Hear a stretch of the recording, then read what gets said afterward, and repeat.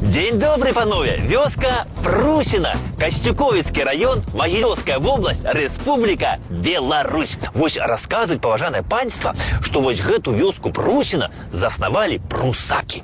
Во, ну, гэта жыхары Прусіі. Ну, была колись такая вось краіна Прусія на беразе Балтыйскага мора, ну, дзе сёння Калининградская вобласць. Дык вось кажуць, што гэтыя прусакі неяк апынуліся вось тут у гэтых мясцінах і пасяліліся тут, і сваё паселішча назвалі у гонар, значыць, за сваёй радзімы Прусіі. Прусіна. Свет вялікі, можа і праўда. Ну дык што, пойдзем глядзець, што тут ёсць цікава. За мной.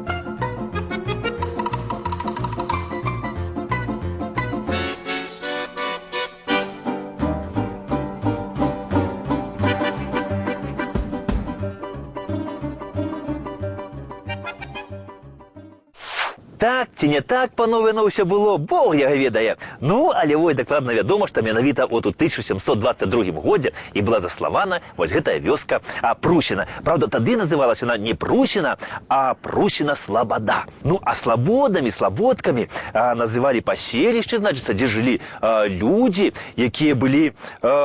Ну, якія не плацілі падаткаў. І вось што цікава, на ўсходняй Беларусі называліся слабоды і слабодкі, а на заходняй Беларусі такія паселішчы зваліся волямі і вулькамі. Гэта значыць, тут жывуць людзі, вольныя ад падаткаў. І вось гэтая, панове, сістэма слабодак ці вулік, вось, яна якраз была пашырана пасля паўночнай вайны, вайны вось са шведамі, таму што падчас гэтай вайны было спалена вельмі шмат вёсак. І вось нашы беларускія магнаты, каб прыцягнуць вось сялян на свае землі, яны і давалі вось шматлікія льготы, і пад паселішча давалі гэтыя слабодкі. Значыцца, давалі ім некранутую зямлю. Ну, ці колись казалі неруш. Неруш гэта значыцца некранутая, не араная, нікім не чапаная зямля. І вось гэты неруш, панове, яны распрацоўвалі, рабілі там палі, значыцца, ну, а на свежых жа землях і збожжа добра расце, жыта, значыцца, што гай шуміць, ну, а з лесу яны пад палі распрацоўвалі, значыцца, яны будавалі тут сабе дамы. І вось так, паважаны, і загойваліся раны гэтай вайны. Ну, і вось у 1747 годзе вось тут у Прусіна было ўжо 42 двары. І на той час вось Прусіна ўваходзіла у Крычаўскае староства Мсціслаўскага воеводства Вялікага княства Літоўскага.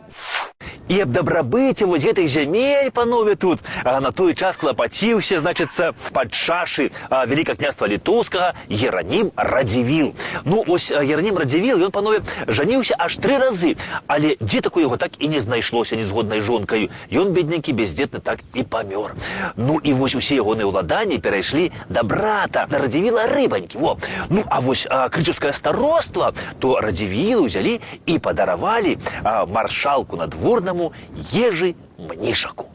Гістарычная даведка. Ежы Аўгуст Мнішак нарадзіўся ў 1715 годзе, памёр 15 кастрычніка 1778 года. Сын Юзафа, лоўчы кароны польскай у 1732-36 годзе. Падкаморы Великага княства Літоўскага ў 1736-42 годзе. Маршалак надворны кароны ў 1742-67 годзе. З 1757 года стараста генеральны Великапольскі, а затым кашталян кракаўскі, валодаў шматлікімі староствамі, у тым ліку з 1760 года і крычаўскім. У палітычным жыцці падтрымліваў Аўгуста III, далучыўся да радамскай канфедэрацыі.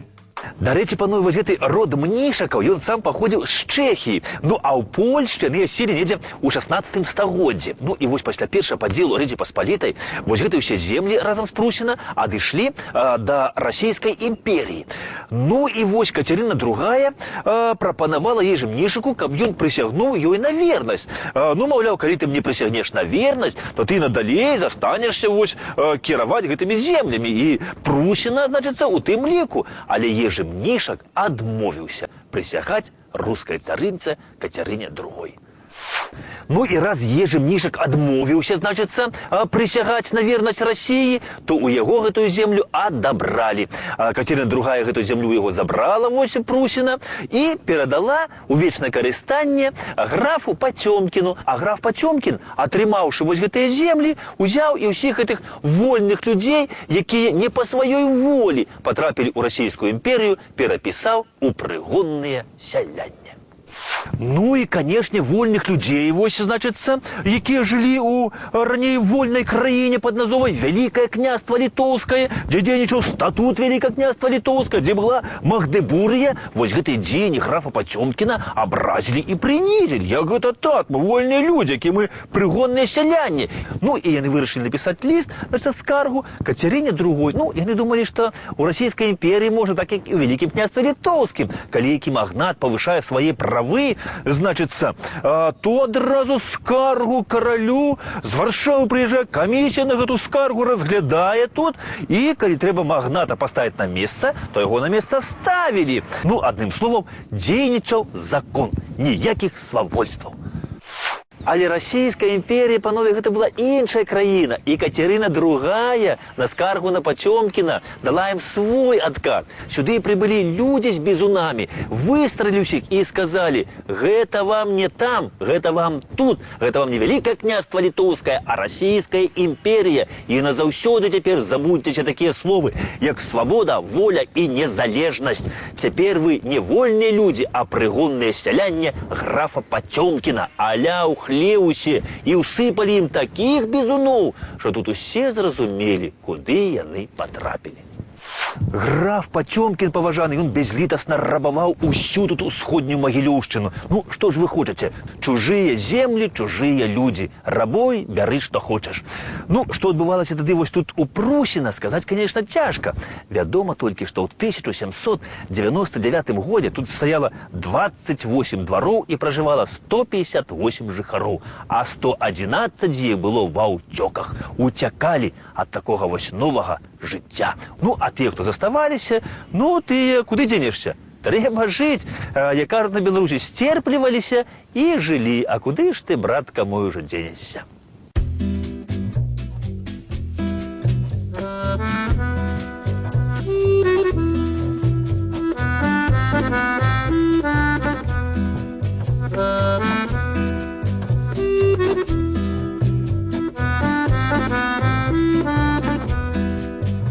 З гадоў перажытых помню мітусню каляровых дзён, пошук выйсця і шлях дадому, і гуканні наўздагон, і памылак былых атрута з цягам часу губляе смак, што калісьці было пакутай, таго проста ўжо няма.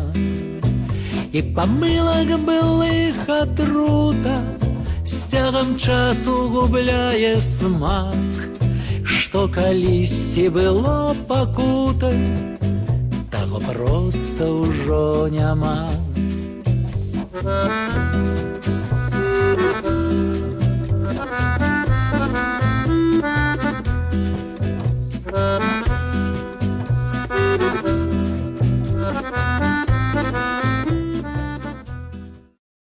Карацей гора, панове, люди тут хлебнули.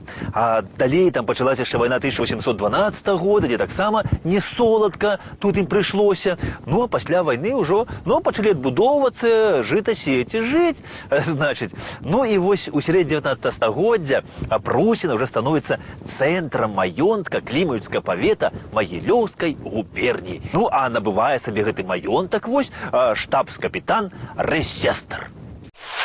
І вось гэтыя памешчыкі рэсестары паважаныя, яны тут правілі аж да самага прыходу бальшавікоў.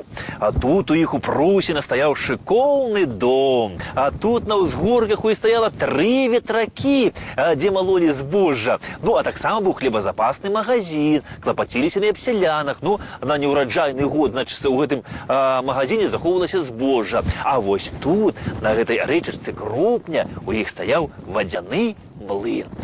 Але на вялікі жаль, панове, ад усяго гэтага анічога сёння не захавалася. Ну, я хіба думаю, што толькі ў гэтай рэчыцы захаваўся яшчэ вадзянік, які ўсё гэта памятае. Але ён з рэчкі вылазіць і размаўляць з намі не захацеў.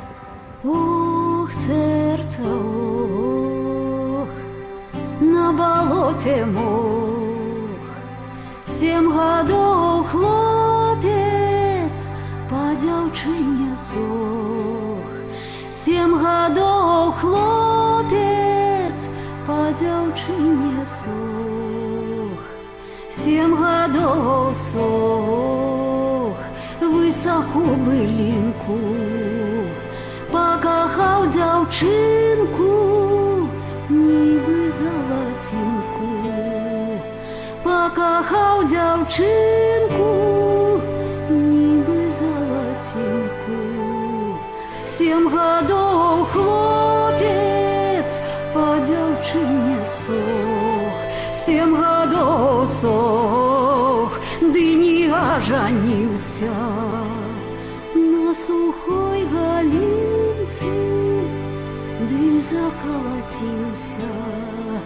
На сухой галінцы, ды закалаціўся. Ох, сэрца, ох.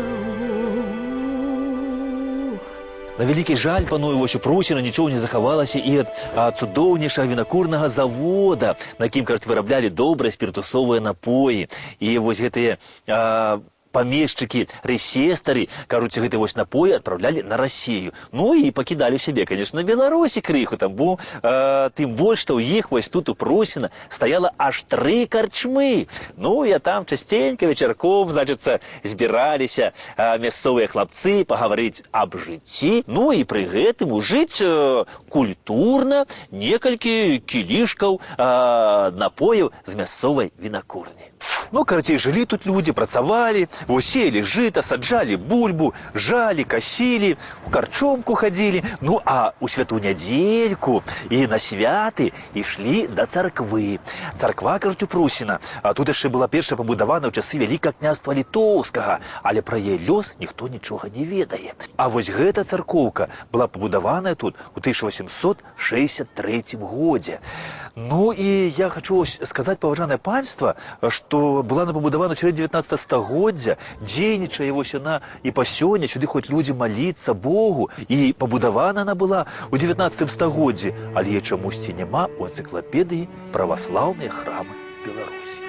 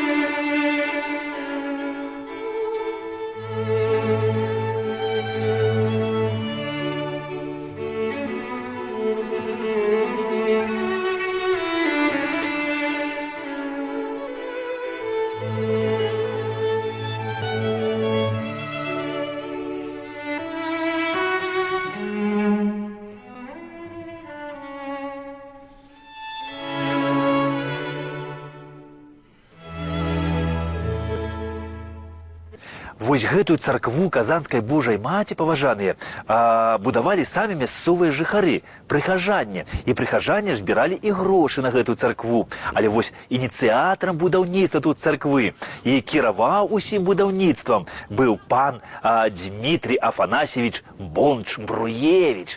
Ну і Бонч-Бруевич, кажа, тут прысутнічаў пры гэтым будаўніцтве, дапамагаў вось прыхажанам і не дыходзіў адсюль, пакуль царква не была пабудаваная. Дарэчы, вось пан Дмитрий Бонч-Бруевич з'яўляецца бацькам вось гэтых дзвюх палымяных братоў рэвалюцыянераў Уладзіміра і Михала Бонч-Бруевичаў. Гістарычная даведка. Михаил Дмитриевич Бонч-Бруевич, военный дзеяч, генерал-лейтенант русской армии. С 1917 года генерал-лейтенант Червоной армии, доктор военных и техничных наук. У 1917 годзе галоўнакамандуючы войскамі Паўночнага фронту, удзельнічаў у ліквідацыі Карнілава. З сакавіка 1918 года военный кіраўнік Вышэйшага военного совета. С 1919 года начальник военно-полевого штаба Рэввоенсовета Республики.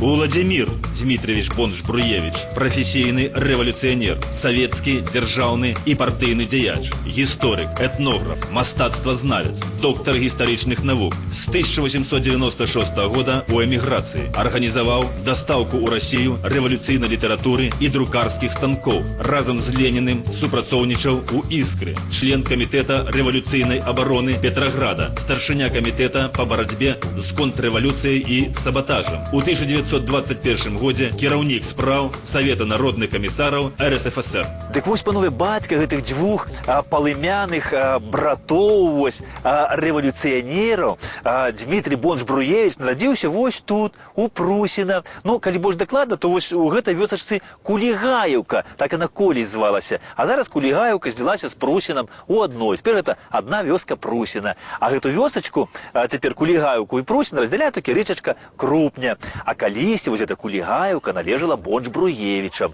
Тут вось у Бонч-Бруевічаў недзе стаяла хата. І вось сюды, у Кулігаеўку, у Прусіна, і прыязджалі гэтыя малыя хлапцы, палымяныя рэвалюцыянеры будучыя. І гулялі з мясцовымі тут хлапцамі разам, пакуль яшчэ не захапіліся сваёю бальшавіцкай ідэяй. Дмитрий Афанасьевич Бонч-Бруевич, ён жыў тут у Кулігаеўцы сваёй хаце, тут он і памёр. І пахавалі яго на мясцовых могілках кулігаеўскіх, якраз на ўскрайку вёскі. Гэтыя могілкі старажытныя былі якраз вось тут недзе. Але вось на сённяшні дзень гэтыя старажытныя могілкі не захаваліся. І не захавалася і магіла Бонч-Бруевіча. Але мясцовыя жыхары расказваюць, што ён пахаваны быў недзе вось тут, на гэтым месцы якраз. І было б добра, калі б тут, на гэтым месцы, быў пастаўлены памятны знак памяці аб чалавеку, які вельмі шмат зрабіў для гэтых мясцін, аб Дмитрию Афанасьевичу Бонч-Бруевичу.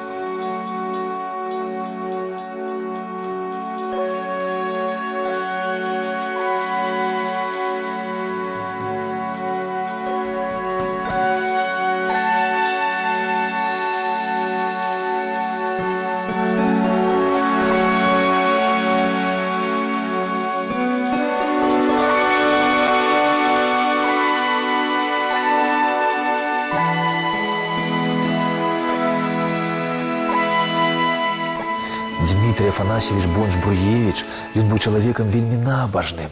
І вось у царкве нават захаваўся абраз Маці Божай, падараваны Бонч-Бруевичам. І вось на абразе тут ёсць надпіс: «В память раба Божия Андрея приносит Дмитрий Афанасьевич Бонч-Бруевич, 1908 год».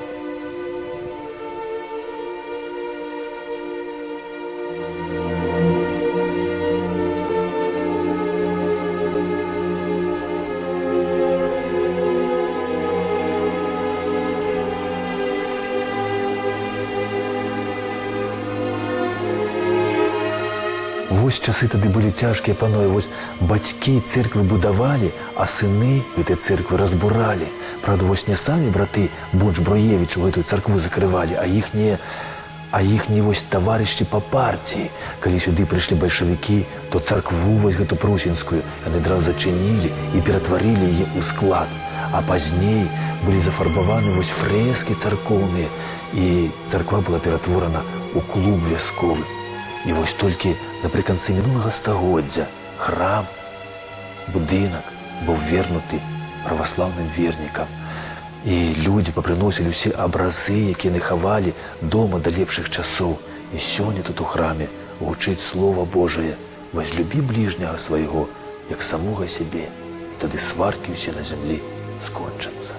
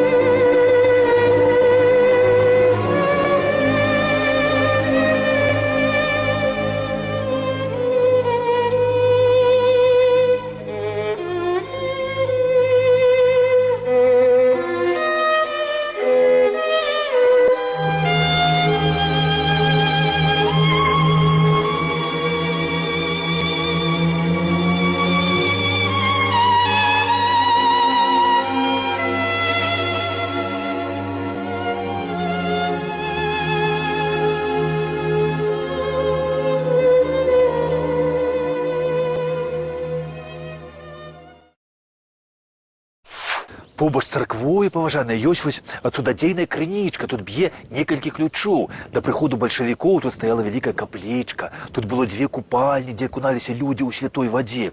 І вось калі мінуліся тыя страшныя часы бальшавіцкія, то людзі пачалі аднаўляць гэтую крынічку.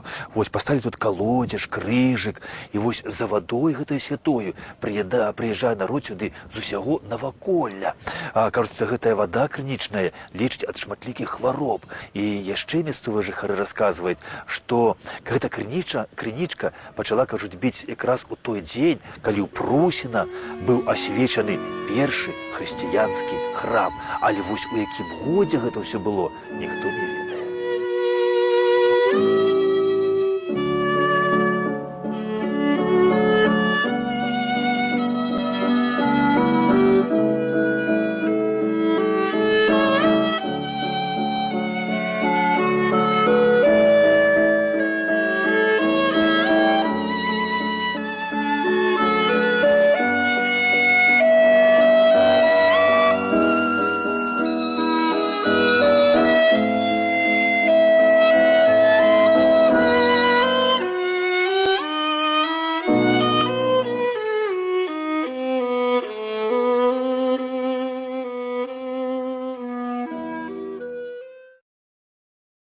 Перед рэвалюцыяй тут была і царква, і царкоўна-прыходская школа. Тут было 2 млыны, вінакурня, 3 карчмы.